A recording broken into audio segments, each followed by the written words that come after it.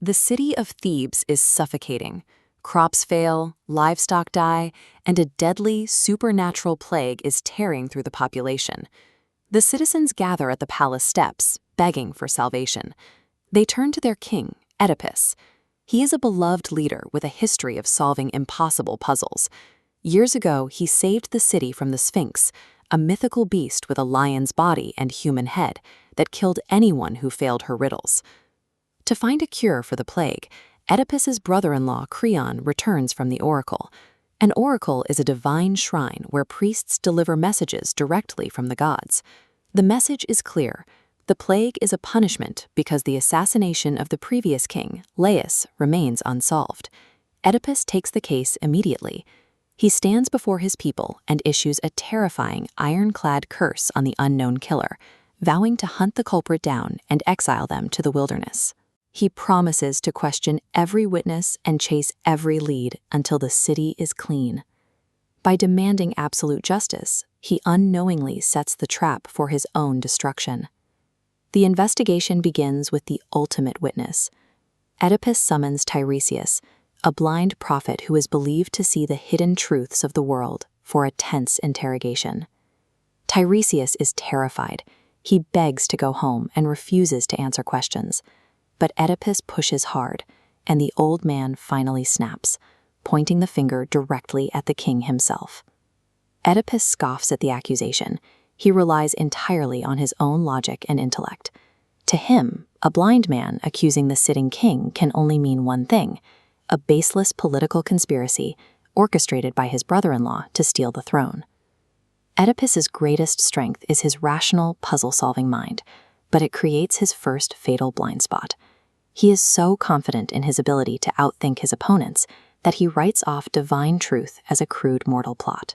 Queen Jocasta steps in to calm her husband, offering hard evidence to prove prophecies are false. An old oracle stated her first husband, Laius, would be killed by his own son. Instead, he was killed by a group of foreign robbers. But as she tells the story, she accidentally drops a highly specific detail. The murder occurred exactly at the crossing of 3 separate roads. Oedipus freezes. Years prior, before ever arriving in Thebes, he got into a violent dispute over the right-of-way at a nearly identical 3-way intersection. In a fit of road rage, he killed an arrogant older man and his guards. The only reason he was traveling that specific road was to run away from his royal home in Corinth. A terrifying prophecy had warned him that he would eventually murder his father and marry his own mother.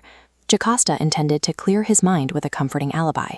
Instead, her exact geographical detail places him squarely at the scene of the crime. A messenger suddenly arrives from Corinth with news. King Polybus died of natural causes. Oedipus feels a rush of relief. The terrifying prophecy has failed him. He didn't kill his own father. Then, the messenger clarifies the record. Polybus was not his biological father.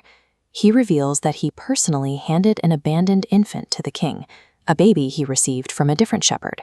The abandoned baby had its ankles violently pierced and pinned together. This detail maps perfectly to a physical trait the king carries. In fact, the name Oedipus literally translates to swollen foot.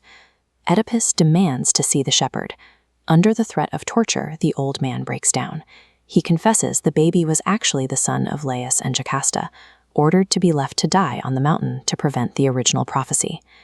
This diagram maps 3 disparate threads: the divine word, the location of the attack, and the physical scarring, as they align with clinical precision. All 3 threads pull tight. The mathematical certainty of the case is devastating. The lead detective and the murderer are the same person. The fallout is immediate. A palace messenger narrates the gruesome off-screen horrors.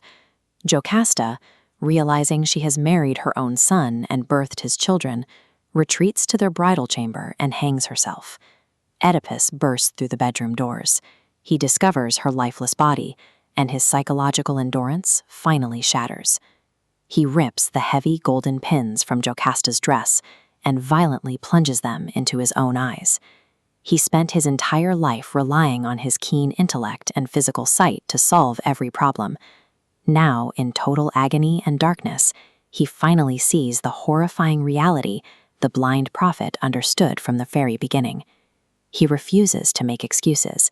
He demands to be cast out into the unforgiving wilderness, honoring his ironclad curse to cleanse Thebes of his pollution. He falls not because he is evil, but because of his absolute integrity. At multiple points, people beg him to drop the investigation, but he uses his power to heroically push forward until the truth is exposed. Oedipus Rex leaves us with the image of a brilliant mind functioning as the exact instrument of its own catastrophe.